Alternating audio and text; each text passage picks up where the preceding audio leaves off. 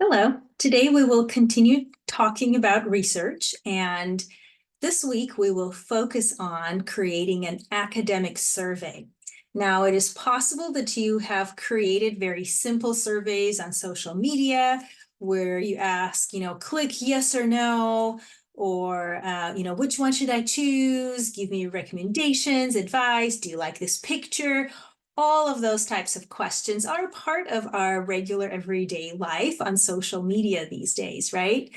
But academic surveys are a little bit different. You have already studied about primary data gathering. You have looked in a little bit into the history, why there are certain steps that we need to take, as well as how to formulate questions for your surveys. So today I will go over some of the requirements that you have for this particular project in our course. Let me share my screen and I will show you our Canvas page. So this is this week, and this is the class time when you should be watching this. And of course, this is the link where I will add this video. So this is where the video link will be. I will be talking about both of these files during this video, so you have reference to these files here in this week's module as well. So on the 12th, we're focusing on creating your survey. And that is something that you will do on your own after you watch this video and look through these files. By Thursday, you should have your survey ready. And so on Thursday, on the 14th, we will actually meet as a class via Zoom, and you should have your survey ready. And then we will do a couple of exercises and some peer work to make sure that your surveys are working. I will also talk more about some of the upcoming deadlines and assignments. But by the end of this week, you need to have your survey completed and ready and submitted to me. I will have to review each survey, and once you receive an okay to conduct your survey, then you will have a week to gather your data or to conduct your survey. So don't conduct it yet, but today your goal is to create a survey. Think of the questions that would help you reach the response to your main research question for this project. And then again, on Thursday, we'll just kind of go over the questions that you already have. You will check each other's questions, and then we'll talk about a few other things. So make sure to log in on Thursday to our class Zoom. Okay, so the first file talks about the guidelines. Again, academic surveys are a little bit different than regular surveys. So let me stop sharing this, and I will get to the file that is there, survey guidelines. There it is. Okay, so here's the file with survey guidelines, and I definitely encourage you to study it well. I will go over it right now. And then as you create your survey, please make sure that you follow all of these guidelines. So you will need to use Google Forms or a similar program to create your survey. You can print your survey on, in a regular Microsoft Word document and then pass the papers around. It will be a little bit harder to analyze it that way. So I recommend that you use Google Forms. That way you can send the link out or post the link on your different, groups. Or you might have some printed copies and then a Google form. So, however you want to do this. You will, here at the very end, it does say how many you need, right? So you need to have 25 surveys. You need to responses. So you need to have at least 25 people respond to your survey. Usually that means that you need to send out 50 invitations, right? Because not everybody's going to agree to do it. So consider inviting a lot more people to respond. I've had students in the past who were able to get 140 responses. Fantastic, this is great. But and I've had some who just barely got 25. So make sure that you get at least 25. If you get less, it will be a lot harder to analyze the data because you will not have enough numbers to work with. Now, in regular research, surveys need to have a lot more participants so that the results can actually be valid. But this semester, this is more of a practice round. So you're just practicing how to conduct academic research. So, you can consider this as your practice survey. And then, if you continue on with this topic for a different class, for a bigger research, if you plan on publishing this or taking it into a different level with, writing a longer paper or a thesis of some sort, you will definitely need a lot more participants. But for this class, 25 is the minimum. All right, so let's go back to all the guidelines. So you will need Google Forms or similar program if possible. Keep your surveys short. Now, it does not mean that you should only have one question. You need to have between 8 and 10 questions. So look at your main research question and then see how can you get to that response instead of just asking this one question. What are different components of that question? So your participants should be able to complete the survey within 5 minutes or less. So if you're thinking of your 8 to 10 questions, they should be pretty quick questions. Usually, I don't know if you have ever taken a survey or were offered a survey that was very long and had a lot of questions. And after a while, you just lose interest. And I've done surveys where I had to quit halfway because it was just getting too long. Or I wouldn't even start answering to a particular survey because I could tell it was very long. But if I know it's only 5 minutes, okay, I can spare 5 minutes for my friend and respond to a few questions. Okay, you should test your survey by having someone complete it and provide feedback. We will be doing that on Thursday in class. So make sure that you have your questions ready. We will test it out. You will test it out on each other. We will time it. Make sure that it does take about 5 minutes or less. If it's taking 20 minutes, it's way too long. So we will work on that on Thursday. Avoid assumptions and focus on just one point per question. Keep your questions clear and concise. This was a part of the article that you were reading before spring break when you talked about primary research. So there were some, there was some information there about how to write questions clearly. So please make sure that each question is asking one thing and there are no assumptions. Now, there's a difference, as I said, between a regular survey you might have done before and an academic survey. So there's certain components that your survey needs to have in addition to those main questions. So this handout talks about that. Please make sure you use this as you're creating your survey. So first, you need to include a background statement where you need to thank your participants, express the purpose of your survey. You don't need to tell them what kind of answers you're expecting. You don't want to, affect their responses in some way, but you can tell them the general purpose of the survey, maybe general theme. Qualifications for participants, if applicable. For example, if the survey is intended for students majoring in music, or this survey is intended for Virginia Tech students only, or this is intended for this particular age group, or this particular major. Whatever it is, make sure you use that explanation in your background. That way, your participants are not wasting their time and your time because you would have to disqualify their answers. Length of the survey, so number and type of questions. You should include that in the background statement. You should say this survey has 8 questions and it should take you about 5 minutes to complete. Let's see, yep, expected time. Confidentiality promise. You should mention something like the names of the participants will be confidential and, feel free to answer, honestly, I'm not going to share responses with anybody else, right? Because that might affect how people respond. And then you also need to mention the deadline for submission. People need to know how soon you need their responses. If I know that I need to complete this by Thursday or by Friday on this date, then I plan my time accordingly. If I know there's no deadline, okay, I'll do that in 2 weeks. I'll have a little bit of time then, and you will lose your participants. So, so you need to include that deadline. And that's something that we can add on Thursday as I talk about, specific deadlines for the submissions here.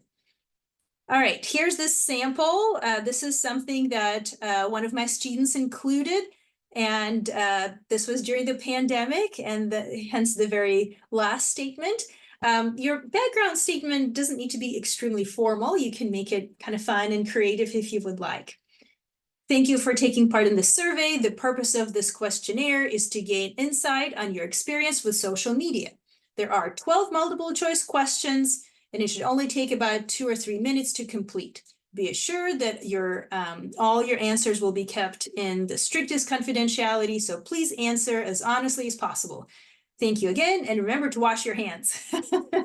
So again, this was something that one of my students said, and I thought it was a good background statement. Yours could be different. You might have a different number of questions, and now I'm requiring between 8 and 10 questions. Here, this student had 12, but I had slightly different guidelines then. So, and this student didn't have specific guidelines for qualifications for participants. You might need to add that. So look at the list here for your background statement and try to include as many of these details as possible. Your first question in the survey needs to be a consent question. If you remember the article that talked about primary data gathering, it talked about the importance of consent and how, in the past, researchers have used participants in their studies who really did not want to consent, but they were forced to participate in different experiments and studies. And we certainly want to protect all of our participants. So the very first question should be, do you consent to take part in the survey? Then they click yes, and then they see the rest of the questions. Or if they change their mind, they can say, you know what, no, and then they just exit the survey. Again, I assume all of them will say yes, but that needs to be there. They need to officially consent to participating in the survey. All right, and then you have a variety of questions. You have probably heard of demographic questions. I'm sure you have completed a lot of papers, a lot of surveys that first ask for things like, a certain age group or occupation or salary or major or gender or, whatever it is. Avoid asking too many demographic questions. You don't need to ask everybody about their age if that is not important, or about their gender if that does not affect your answers. So for example, if you plan on comparing responses of people in different age groups, then ask for their age group. If you plan on comparing responses based on gender, then ask for gender. If you think salary might impact the participants' responses, ask for salary range. If being a part of a particular major may impact the response, ask if your participants are in a particular major. But if you're not going to analyze the results based on these things, don't ask for them. Your participants don't need to tell you their whole life story and their whole identity if it will not be a part of your analysis. So look through, and you might be tempted to ask all of these different demographic questions. You don't need to. So think of 1 or 2 that are very important and ask those. Then you will have your main questions. Those could be multiple choice, Likert scale, which is on a scale from 1 to 5. Check all that apply. That type of question could be there as well. Likert scale, where you have on a scale from 1 to 5, that's probably the biggest scale. Do not do from 1 to 10 or 1 to 20. That's too many possibilities. So split it up and then be very specific what 1 stands for, what 2 stands for, what 3 stands for. So if you are doing a scale, make sure that you explain each number. And again, don't do a very large scale. Avoid having only 2 options, yes, no, true, false, as there may be special circumstances or of contexts that would not fall under one or the other. There could be another response to not just yes and no. And it maybe in your mind is just yes or no, but somebody else would say, you know what, I have a different situation. So consider including other category, and room for your participant to insert a response that possibly you have not considered. So think of adding that other category for many questions, not just yes or no, but multiple choice, maybe one of them could be something else or not applicable. Now, so far, we've talked about these multiple choice or scale questions that are where responses are all set. Those are the questions that are easier to analyze. And in the type of research that we're doing, this would be a good way to kind of generate data. But you can also add one or two open-ended questions. So it talks about it here, add optional open-ended questions, just one or two. Now remember, open-ended questions take a lot more time. If I have 8 multiple choice questions, I can quickly read them and mark them off.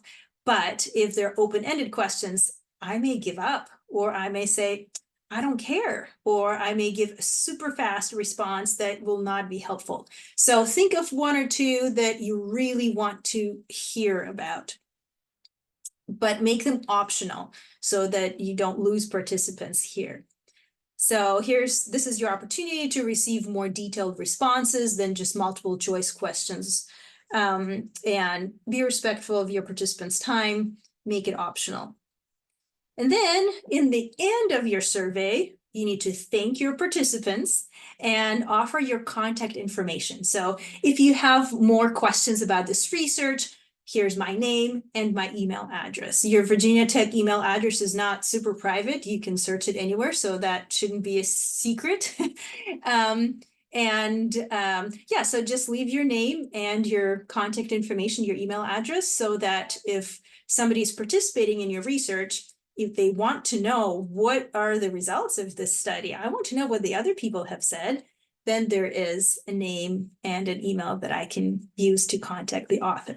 All right. So, and again, reminder, 25 surveys is a requirement here. Okay. Let me now take you to another page.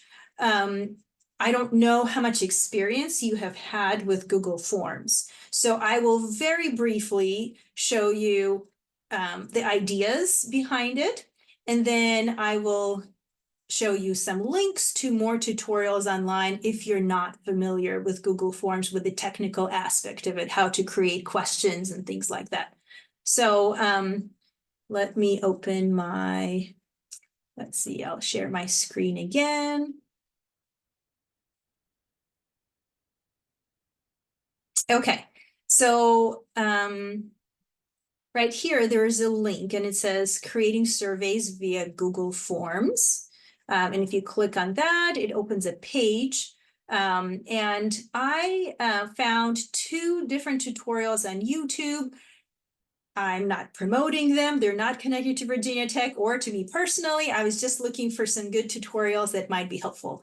So the first one is the basics of creating Google surveys. If you have never done a survey or you don't remember how to do it, watch this tutorial, at least partially, and kind of get a reminder how to do that. It talks about different color schemes, images, as well as creating specific questions, multiple choice, short answer, and so on. The second one is a tutorial that talks about creating a research survey on Google Forms. So even if you have done a regular survey before, this will focus on different aspects of a research survey. If I remember correctly, the second tutorial is a little bit long, but you can kind of skip to the parts that would be helpful to you. So it has some information about the informed consent section. So very important. That way you can kind of see how to formulate it properly. Okay. And then I wanted to show you how to actually create, let me see if I can,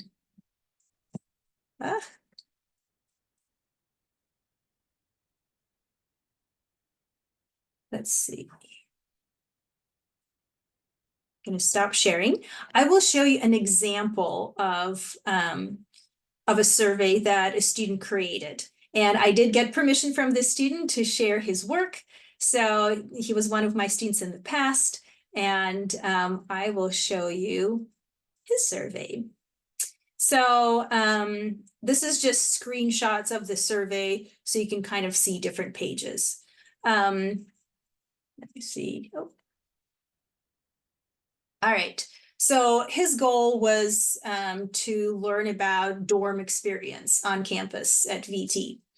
And here again, he starts with an introductory statement. Thank you for your participation in this survey. The purpose of the survey is to gather data on the student experience at VT dorms. Now, again, notice that he's not saying the purpose of the survey is to find out how bad VT dorms are, right? So he's not giving his opinion. He's just giving a general statement. So be careful how you formulate your sentences. There are 8 multiple choice questions, and it should take less than 5 minutes to complete. All responses are anonymous and will be kept completely confidential. Please answer in full honesty. The deadline for the survey submission is March 27th. And then there's the consent question. Do you wish to participate? That's all you need to do, right? And then somebody says yes. If somebody says no and they click next, then the next page is going to say decline participation. You have declined to participate in the survey. Thank you for your time. You may close the browser. Or if you respond yes and click next, then it takes you to the next page, which is actually the questions. His demographic questions start with him listing different dorms. And so you just mark, participants mark which dorm they're in. There's some multiple choice questions here. Notice how he has the other category. If they want to say something other than this, they can add that. Let's see, some more questions. Let's see here. And then here are his optional open-ended questions. And he's being specific that these are supposed to be short. In a sentence or two, what is your opinion of your dorm building? In a sentence or two, what dorm were you hoping for and why? So, he wanted to see what are some of the other responses here. And then form submission. Thank you for participating in the survey. For any questions, here's his name, his email address, and then the person hits submit. Okay, so I will not post this on the website, but I just kind of wanted to show you what the survey looks like on Google Forms. All right, let me share my screen one last time to show you how to actually locate Google Forms and where to start. So, last item.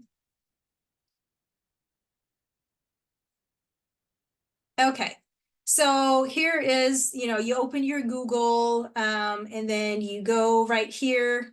Nope, not right here. Ah, where did it go? All right. Let me get to that. Sorry, that was the wrong page. Here it is.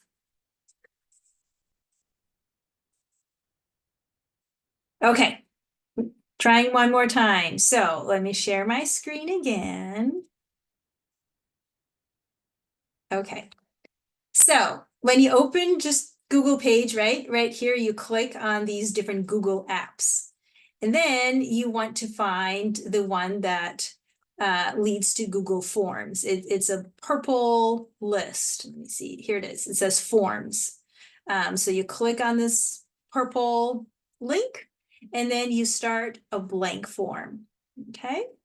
And then you can adjust everything. You can have a color scheme, you can have a picture on top, you have a title, you add your description, you can create different sections, questions, make a question required or not, different types of questions, and so on. I want to show you, as an example, a very simple Google form that I created that I can use as examples. And this one is dinner options for Morse family. So I created this color scheme. Google found this picture for me that I selected. There's a little introductory statement. Of course, this is not an academic survey. I did this with my kids and some family members, and then I kind of faked a few responses so I can show you different results. So you would have more here in your backgrounds section and the consent, right? Then I have some questions here where I specify choose one. Yes or no questions, we want to avoid those, right? You want to have a third one. Now, here's an example of mark all that apply. Make sure you specify that. People need to know if it is something different. And the way Google Forms is built, see, these are circles and these are squares. It kind of distinguishes that for you. But your participants may not know that. So make sure that you specify the actual assignment here. All right, and then I have a short answer text here. And I'm thanking my participants here. Now, what you will do later, you will be able to look at all the responses. So here's the link to questions. Here's the link to your responses. Later in the semester, when you finish creating your survey, when you finish administering it, this is where you will find your data already organized for you, which is fantastic. So it lists all the questions, it groups all the answers, it gives you a little color coding key. So all you need to do is copy it here and then open a blank Word document and paste it, and you have this whole chart already there. And then you can analyze it and talk about it. Now, there's some problems with these questions that are here on purpose because I wanted you to see the difference. Now look at this one. This was mark all that apply. This is actually very helpful because it gives you the number of people who responded and the percentage. So you can say, well, 3 out of 8 people said this. Now here is a question that is not a very helpful one. This was the open-ended question. Now, if it is an open question, whatever people type will be shown separately.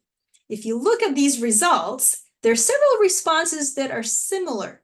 There's ice cream and cookies, ice cream and ice cream, but because it was spelled differently, so here it's ice cream and cookies, here it's ice cream that's spelled with a dash, and here ice cream spelled as one word, you don't know how people will spell things. So it put them in 3 separate categories. Not helpful as an analysis. So when you have open-ended questions, don't do this. Open-ended questions should be more where people can express their opinion. But if it's just listing items, this would be more applicable or more fitting for multiple choice or mark all that apply, where you give them some choices already. It will be a lot easier to analyze, okay? All right, so I hope you have enough information here. Go ahead and create your survey. Again, if you're not familiar, watch the tutorials, but here you have a general idea. Make sure you look at the guidelines file that gives you specific items that need to be a part of your survey. And then on Thursday, when we meet as a class, you need to have your surveys ready, and then we'll look at them together. We'll talk about them. You'll get to check each other and time each other and things like that. By the end of this week, you will have to submit your surveys to me for grading before you're able to administer them. Okay? All right. Well, we will see you Thursday in class.